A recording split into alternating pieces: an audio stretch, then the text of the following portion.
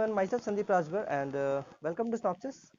First of all आज हम लोग बात करने वाले हैं एक सेक्शन के बारे में नहीं बल्कि 3 सेक्शन के बारे में, जो कि इतने छोटे सेक्शन है कि मुझे तीनों में एक साथ मर्ज करना पड़ेगा, क्योंकि अब इतने छोटे सेक्शन यार एक लाइन बोल के एक वीडियो खत्म थोड़े कर सकता हूँ, है ना। तो कम से कम उसमें कुछ कंटेंट तो होना चाहिए, तो इसलिए मैं 3 सेक्शन को आज कवर करने वाला हूँ। सबसे इंपॉर्टेंट बात हम लोग का इसमें होने वाला है certificate of share. Certificate of share के अंदर हम लोग डुप्लीकेट शेयर भी कैसे इशू करना है वो भी देखेंगे। सबसे इंपॉर्टेंट आपको पहले चैनल को सब्सक्राइब कर लेना, उसके बाद वीडियो देखना है, बिकॉज हम लोग यहाँ पे हर एक सेक्शन को इंटरप्रेट करते हैं, हर एक सेक्शन का इंटरप्रिटेशन देखेंगे, तो आपको हर एक सेक्शन क्लियर हो जाने वाला है। आपको कंपनी एक्ट अगर डर लगता है तो भाई इससे अच्छा चैनल, इससे अच्छा प्लेटफॉर्म आपको नहीं मिलने वाला, जहाँ पे हर एक चैनल के बारे में आपको एक्सप्लेन किया जाए। ओके। हाँ, वैसे सारा चैनल एक चैप्टर को जब पूरा समराइज कर लेते तो एक पूरा चैप्टर का वीडियो बन जाता है, वो अलग बात है, बट हर एक चैनल का भी वीडियो अपलोड होगा यहाँ पे। ओके। सबसे पहली बात आज हम लोग बात करने वाले थे section 44, that is number of share and nature of share and debenture ना। ये हमारे कभी कभी काम में का नहीं आएगा, बट अगर कभी कोई पूछे कि शेयर कैपिटल, शेयर जो है वो मूवेबल प्रॉपर्टी है, इमूवेबल प्रॉपर्टी है, या प्रॉपर्टी भी है कि नहीं, ऐसा कुछ क्वेश्चन आता है, तो हम लोग बोल सकते हैं हाँ सर ये भाई ये तो एक मूवेबल प्रॉपर्टी है, क्योंकि सेक्शन 44 बोलता है कि share is a movable property. Okay. Next फिर आता है हमारा, चलो भाई मूवेबल प्रॉपर्टी तो हो गया। Numbering and share. एक शेयर हमेशा डिस्टिंक्टिव नंबर से डिफरेंट होगा, मतलब जैसे हमारा करेंसी होता है ना, एक करेंसी के ऊपर क्या होता है, यहाँ पे एक नंबर लिखा रहता है, यहाँ नंबर लिखा रहता है, इस नंबर की वजह से हर एक करेंसी, हर एक नोट दूसरे नोट से डिफरेंट होता है। वैसे ही शेयर भी, हर एक शेयर का सर्टिफिकेट नंबर, जो ये नंबर डिस्टिंक्टिव नंबर होगा, ये नंबर हर शेयर सर्टिफिकेट का अलग होगा। ओके।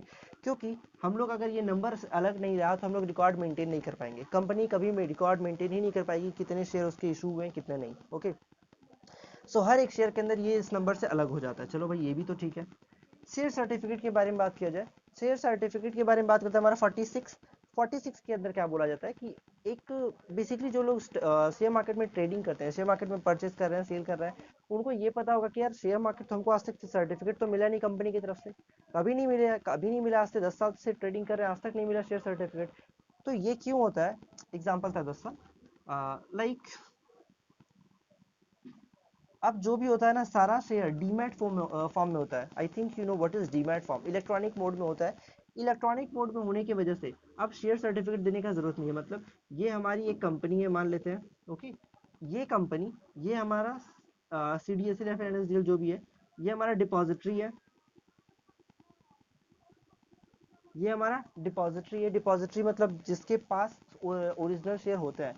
कंपनी क्या करता है, शेयर इशू कर देता है, इसके पास दे देता है कि भैया एक काम करो 10,000 शेयर ले लो।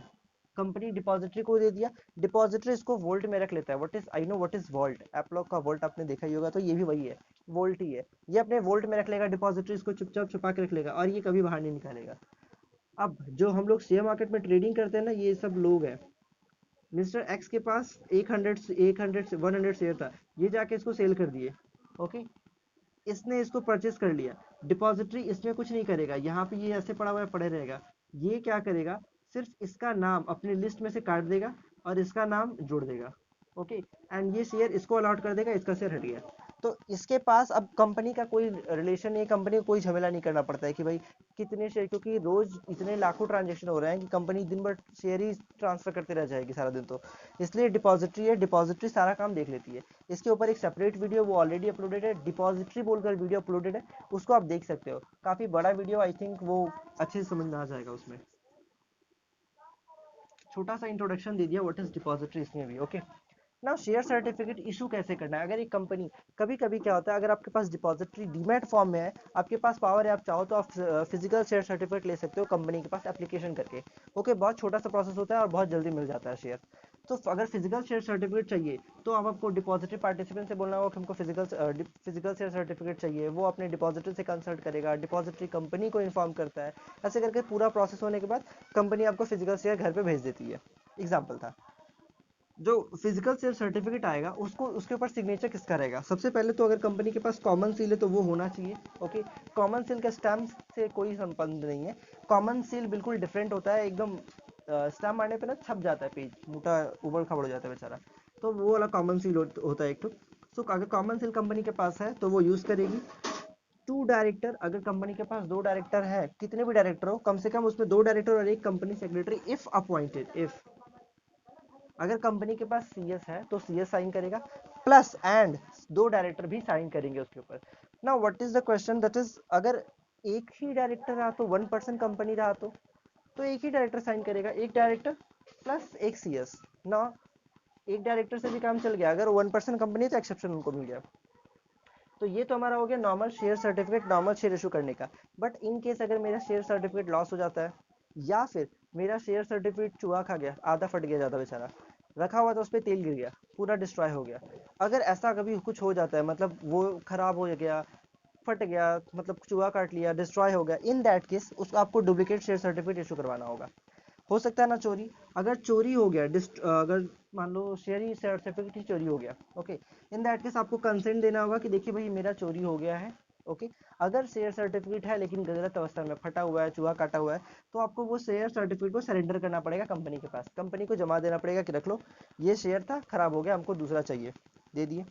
कंसेंट, अगर चोरी नहीं हुआ है, चोरी हो गया है ही नहीं मेरे पास शेयर, तो क्या देंगे, कंसेंट देंगे कि देखिए भाई हाँ सच में मेरा चोरी हो गया है, मेरे पास नहीं है, इसलिए हम आपको सरेंडर नहीं कर रहा है। फी देना पड़ेगा, फी कंपनी एक्ट के अंदर बोला है कि देखो ये फी आप कुछ भी ले सकते हो, बट 50 रुपये से ज़्यादा नहीं ले सकते हो एक सर्टिफिकेट इशू करने के। एक सर्टिफिकेट इशू करने के लिए अप टू 50 रुपीज़ ले सकते हो, ओके। तो अगर कभी भी आप शेयर सर्टिफिकेट इशू करवाने जा रहे हो और अगर आपसे ज़्यादा चार्ज किया जा रहा है, तो आप पूछ सकते हो भाई, कंपनी को तो 50 से ज़्यादा चार्ज करने का पावर नहीं है, वो चार्ज कैसे करेगी। सो 50 रुपये से ज़्यादा वो चार्ज नहीं करेगी। एविडेंस देना पड़ सकता है कि आखिर, हो सकता है ना कि आपने जो चोरी हो गया है वो, उसके लिए कुछ एविडेंस देना होगा, एफआईआर का रिपोर्ट देना होगा कि मैं जा रहा था रास्ते में चोरी हो गया, वो एफआईआर की रिपोर्ट सबमिट करनी पड़ सकती है, आपको एविडेंस देना होगा प्रॉपर, या फिर जो भी हो आपको वो एविडेंस देना पड़ेगा, आपके पास जो भी एविडेंस है। और अगर सरेंडर कर रहे हो शेयर तो फिर एविडेंस का झमेला नहीं रहता, क्योंकि आप फिजिकल शेयर ही सरेंडर कर दे रहे हो। आउट ऑफ पॉकेट एक्सपेंसेस भी कंपनी बेयर कर सकती है, मतलब इसमें क्या हो गया ना कि हो सकता है आप बोल दो कि मेरा शेयर सर्टिफिकेट चोरी हो गया, कंपनी ने देखा शेयर सर्टिफिकेट चोरी हो गया, ओके, एफआईआर की कॉपी आपने उसको दे दी। अब एफआईआर की कॉपी को भी तो कंपनी वेरीफाई करेगा ना, कंपनी हो सकता है अपने ऑफिसर को भेजे कि जाओ पता करके आओ सच में चोरी हुआ है कि नहीं, एफआईआर असली है कि नहीं। इस चीज़ के लिए जो एक्स्ट्रा खर्चा होगा वो कंपनी आपसे चार्ज करेगी। अब ये पैसा आप 50 रुपये में नहीं डाल सकते हो, ये 50 रुपया उस सर्टिफिकेट का फीस है, बट ये out of pocket expenses company charge कर सकती है, अगर चोरी हुआ है कुछ भी केस में वो एक्स्ट्रा एक्सपेंसेस चार्ज कर सकती है, बट सर्टिफिकेट के लिए 50 रुपये से ज़्यादा चार्ज नहीं होगा, ओके। अब इसके बाद आपने आउट ऑफ पॉकेट एक्सपेंसेस दे दिए, जो भी खर्चा वगैरह था सब कुछ पे कर दिया। अब इसके बाद कंपनी आपको डुप्लीकेट शेयर सर्टिफिकेट इशू कर देगी, जिस सर्टिफिकेट के माथे पे लिखा रहेगा डुप्लीकेट, ये वर्ड छपा रहेगा, ओके।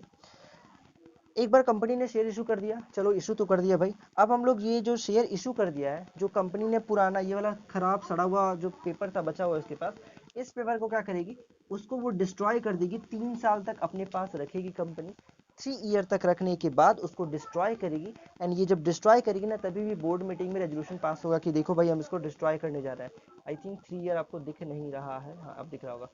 हाँ, तो उसमें भी आपको 3 ईयर का कंसेंट, मतलब 3 ईयर के बाद बोर्ड मीटिंग में कंसेंट लेना पड़ेगा कि देखो हम लोग 3 साल से एक शेयर सर्टिफिकेट था जो बेकार में पड़ा हुआ था, उसको हम डिस्ट्रॉय करना चाहते हैं, और अब जब परमिशन मिल जाएगा तो डिस्ट्रॉय कर सकते हैं।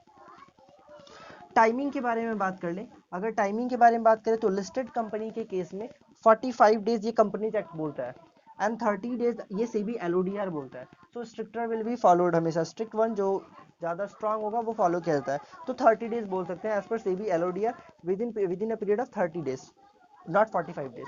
कंपनी एक्ट 45 बोलता है, कंपनी एक्ट अगर देखोगे ना तो 45 लिखा मिलेगा, लेकिन सेबी बोलता है कि लिस्टेड कंपनी के लिए 30 दिन के अंदर आपको इशू कर देना होगा। अनलिस्टेड कंपनी के लिए सेबी एलओडीआर कुछ नहीं बोल सकता है, क्योंकि वो उसके जुरिडिक्शन के अंदर आता ही नहीं है। तो अनलिस्टेड कंपनी के लिए ऑफकोर्स कुछ कुछ चीज़ों का बात नहीं करा, हर चीज़ का नहीं। अनलिस्टेड कंपनी के अंदर 3 मंथ के अंदर कंपनी को इशू करना होगा, company is unlisted company, then within a period of 3 month, 3 महीने के अंदर आपको अनडुप्लीकेट शेयर इशू हो जाने चाहिए। और अगर लिस्टेड है तो भैया 30 दिन के अंदर इशू हो जाएगा। डुप्लीकेट शेयर का बात कर रहा हूँ, not original share certificate, okay. तो डुप्लीकेट शेयर कैसे इशू होता है वो भी पता चल गया हम लोग को, ओरिजिनल शेयर सर्टिफिकेट क्या होता है वो भी पता चल गया हमको, है ना। ना अगर कभी कंपनी फ्रॉड करती है, कभी कंपनी घोटाला करती है कि यार चीटिंग करना स्टार्ट कर देती है कंपनी, उल्टा पुल्टा काम, मतलब डुप्लीकेट शेयर इशू करने का, फ्रॉड करना स्टार्ट कर देती है, तो उनके ऑफिसर के ऊपर 447 लग जाएगा। ये एक सेक्शन है, सेक्शन 447 लग जाएगा। ये सेक्शन 447 क्या है, इट इज अ अलग टॉपिक, ये एकदम डिफरेंट टॉपिक है, क्योंकि हम लोग उसी में समझेंगे। 447 थोड़ा सा एक्सप्लेन करना पड़ेगा, उसमें अलग टाइम लग जाएगा, 15-20 मिनट, 15 मिनट तो लगेगा ही। तो 47 अलग वीडियो में देखेंगे, ठीक है। तो डुप्लीकेट शेयर में अगर कंपनी घोटाला करती है तो उसके ऊपर 47 लग जाएगा, जो ऑफिसर इन डिफॉल्ट है, और भी कुछ पेनल्टीज वगैरह है वो हम लोग छोड़ देते हैं ना। ओरिजिनल जो शेयर सर्टिफिकेट है, ओरिजिनल सर्टिफिकेट है, वो कब इशू होता है, जब कंपनी आईपीओ या एफपीओ लेकर आती है उस टाइम। तो अब तो मैंडेटरी हो गया है कि अगर आईपीओ या एफपीओ लेकर आ रहे हो तो भैया आपको कोई भी फिजिकल शेयर नहीं मिलेगा, आपको डीमैट में ही लेना पड़ेगा, इट इज नॉट मैंडेटरी। आप नया वाला शेयर कंपनी इशू ही नहीं करेगी आपको। इशू एक बार आईपीओ एफपीओ हो गया, उसके बाद चाहो तो आप कन्वर्ट कर सकते हो, कन्वर्शन करने का पावर है आपको, आप कन्वर्ट करवा सकते हो, वो अलग चीज़ है। बट कंपनी कभी इशू नहीं करेगी कि हम फिजिकल शेयर बांटेंगे, नॉट अलाउड। चलिए यहाँ तक तो क्लियर हो गया। अब बात करते हैं वोटिंग राइट के बारे में। वोटिंग राइट बेसिकली हम लोग जानते हैं ना, इक्विटी शेयर होल्डर के पास होती है, बिल्कुल सही। इसके बारे में पिछले वीडियो में भी अपलोड बहुत कुछ इन्फॉर्मेशन दे दिया, लगभग कंप्लीट ही कर दिया था। वोटिंग राइट हम लोग जानते हैं इक्विटी शेयर के पास होता है। इक्विटी शेयर के पास, इक्विटी शेयर होल्डर के पास पावर है कि वो हर एक रेजोल्यूशन में वोट दे सकते हैं, हर एक रेजोल्यूशन में अपना कंसेंट देंगे, तभी वो रेजोल्यूशन पास होगा। चलिए, इक्विटी शेयर होल्डर के पास सारे राइट होंगे, मान लिया गया। प्रेफरेंस शेयर होल्डर के पास क्या वोटिंग राइट होता है?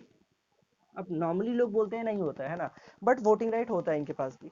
कब होता है इनके पास? वैसे तो कोई वोटिंग राइट प्रेफरेंशियल राइट दिया जाता है, इसलिए वोटिंग राइट छीन लिया जाता है, बट स्टिल इनके पास कब वोटिंग राइट आता है? जब इनके राइट का हनन होता है, इनके राइट के ऊपर इफेक्ट आता है, लाइक कंपनी वाइंडिंग अप में चला गया तो इनका भी राइट बर्बाद होगा, इस टाइम में इनको वोट लिया जाएगा।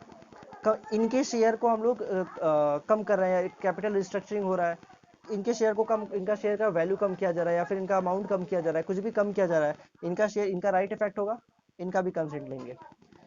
दूसरा, ये सेक्शन 47 का सबसेक्शन 2 बोला गया था, अभी जो भी हम बोले ना, सेक्शन 47 का सबसेक्शन 2, इसमें बोला गया प्रेफरेंस होल्डर के पास राइट आ जाता है जब वो ग्राउंड कंप्लाई हो जाते हैं, तो ये भी वोट कर सकते हैं, ओके।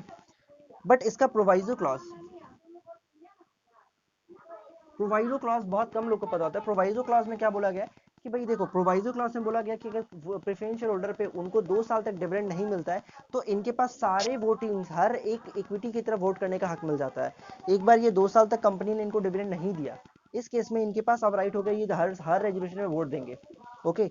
एंड पहला ग्राउंड क्या था जो हम लोग डिस्कस कर चुके हैं, आई थिंक इनका जब भी राइट का इफेक्ट करेगा, राइट इफेक्ट करेगा तो ये वोट देंगे। ये चीज पिछले वीडियो में 5-7 मिनट बताया हूँ, तो वो वीडियो आप आई थिंक ज़्यादा अच्छे से क्लियर हो जाएगा इंस्टेड ऑफ दिस वीडियो। सो आप वो वाला वीडियो देख सकते हो, बेटर होगा, उसका भी लिंक डाल देंगे। और ये वाला वीडियो देख लो, यहाँ पे आई थिंक समझ में आ गया होगा, ओके। सो इस वीडियो में बस इतना ही, हम लोग 4 सेक्शन आज कवर कर चुके हैं, 44, 45, 46, 47। नेक्स्ट वीडियो हमारा 48 होने वाला है, वेरिएशन ऑफ शेयर होल्डर के बारे में। सो उस वाले वीडियो को भी देख लेना, अगले वीडियो अपलोड हो जाएगा विद इन कुछ घंटे या फिर कुछ दिन के अंदर, 1-2 दिन के अंदर अपलोड हो जाएगा। अपलोडिंग कब होता है मेरे को नहीं पता, मैं अपलोड नहीं करता हूँ video, okay. So please don't ask me कि आप कब अपलोड करोगे वीडियो, मैं अपलोड नहीं करता यार, मैं वीडियो बना के सेंड कर देता हूँ, अब अपलोड करने का काम मेरा नहीं रहता है। जो भी हो, चैनल को जरूर सब्सक्राइब कर देना, एंड वीडियो को जरूर लाइक करना, एंड कमेंट जरूर करना जो भी आपको लगता हो। अगर वीडियो अच्छा लगा तो वीडियो को लाइक कर देना है, एंड कमेंट जो भी करना, मतलब कर ही देना, मतलब कमेंट। एंड शेयर जरूर करना, मतलब शेयर तो सबके साथ करना, कमेंट मत करो तो चलेगा लेकिन शेयर कर देना, ओके। बाय।